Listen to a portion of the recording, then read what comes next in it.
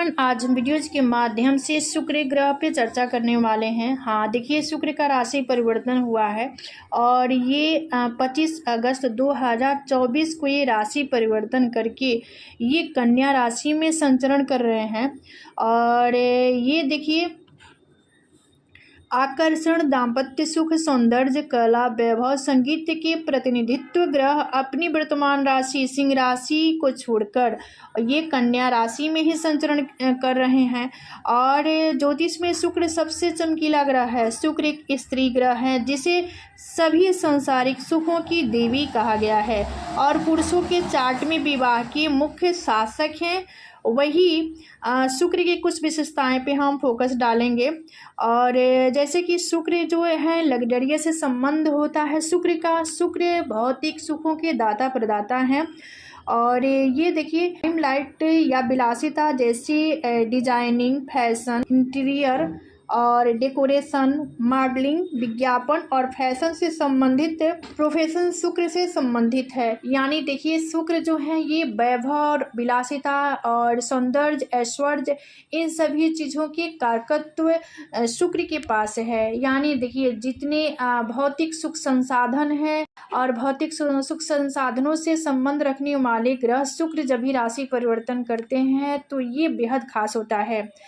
तो यहाँ पर जब भी चार्ट में जब भी हम देखें कि शुक्र का पोजीशन अगर ठीक ठाक है तो ऐसे लोगों को ये लग्जरियस या भौतिक सुख साधनों को प्राप्त करने में काफ़ी दिक्कत नहीं होती है, यानी स्वतः प्राप्त हो जाती है। वही शुक्र कमज़ोर हैं, वीक हैं और इनके पास स्ट्रेंथ पावर नहीं है तो ऐसे लोगों को भौतिक सुख संसाधनों को प्राप्त करने के लिए काफ़ी मशक्क़त करनी पड़ती है।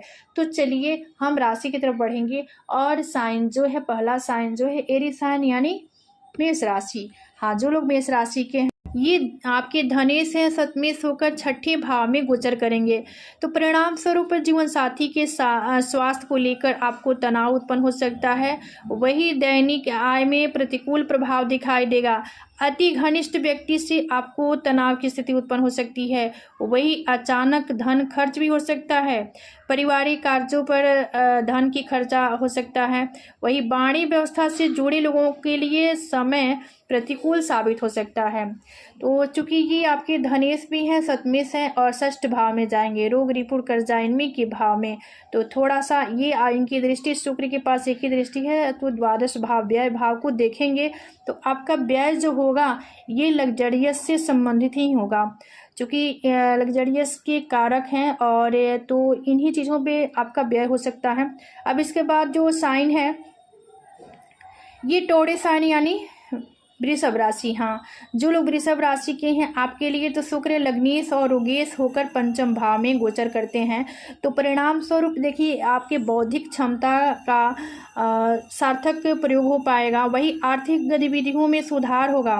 मनोबल में थोड़ा नकारात्मकता भी रहेगी। मनोबल में नकारात्मकता संभव है, यानी नकारात्मक भाव भी की उपज हो सकती है। लेकिन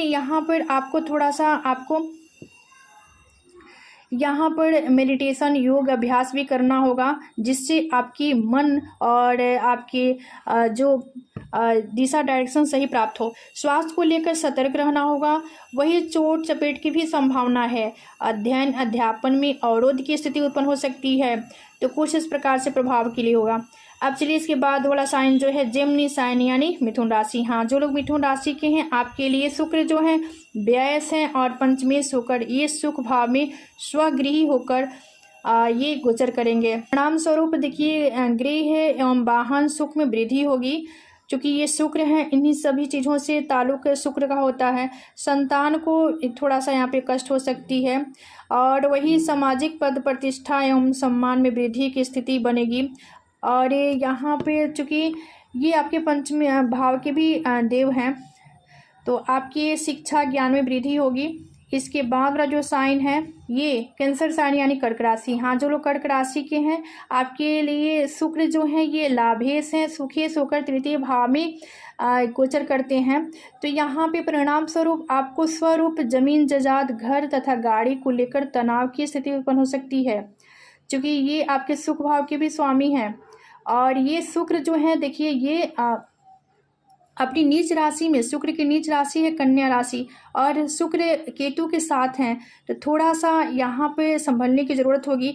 वही आंतरिक दर में वृद्धि हो सकती है और छोटे भाई बहनों के साथ तनावपूर्ण स्थिति हो सकती है। अचानक धन लाभ की स्थिति थोड़े व्यवधान के साथ बन सकती है, यानी कुछ समस्या के बाद अचानक धन लाभ भी हो सकता है।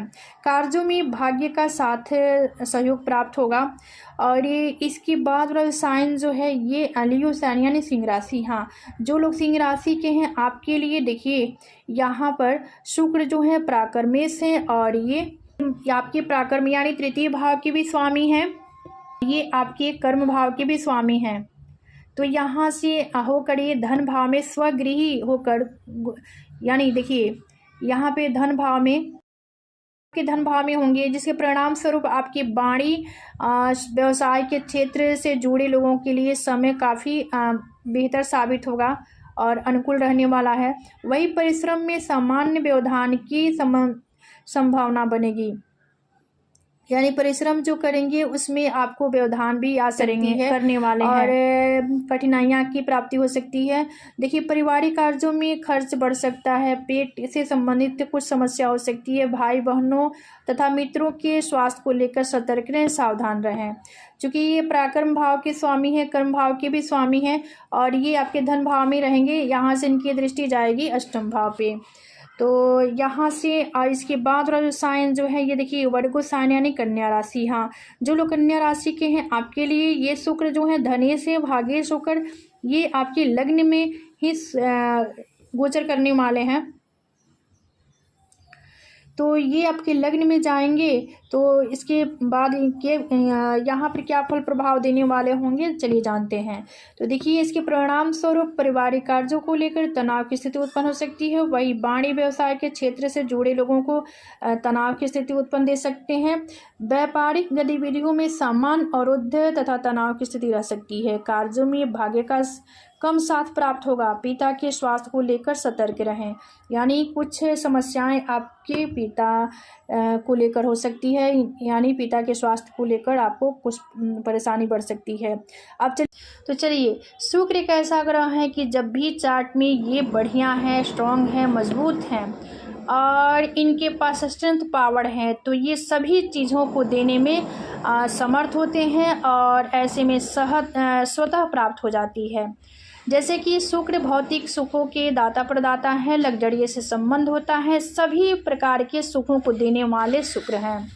तो अब वही शुक्र स्ट्रॉन्ग नहीं है, वीक हैं, कमज़ोर हैं और इनके पास स्ट्रेंथ पावर नहीं है, किसी बुरे भाव में है और किसी बुरे ग्रह के साथ हैं, किसी पाप ग्रह के प्रभाव में है, राहु केतु शनि के प्रभाव में है, या इनके पास स्ट्रेंथ पावर नहीं है। तो ऐसे में देखा गया है कि ऐसे लोगों का जीवन जो होता है ना काफ़ी डिफ़िकल्ट होता है, यानी भौतिक सुखों को प्राप्त करने में काफ़ी मशक्क़त करनी पड़ती है। हाँ, तो चलिए हम कुछ रेमेडी उपाय है उसके बारे में भी जान लेते हैं।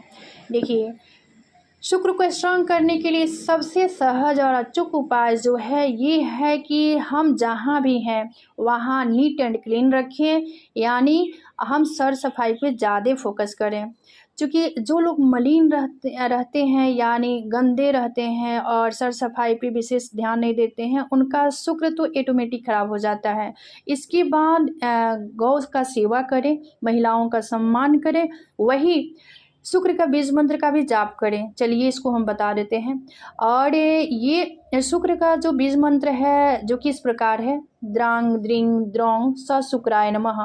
फिर से रिपीट कर देती हूँ, द्रांग द्रिंग द्रोंग स शुक्राय नमः। तो ये छोटे छोटे उपाय हैं जिसको करके हम शुक्र को बेहतर कर सकते हैं और उस शुक्र का सकारात्मक प्रभाव को हम प्राप्त कर सकते हैं।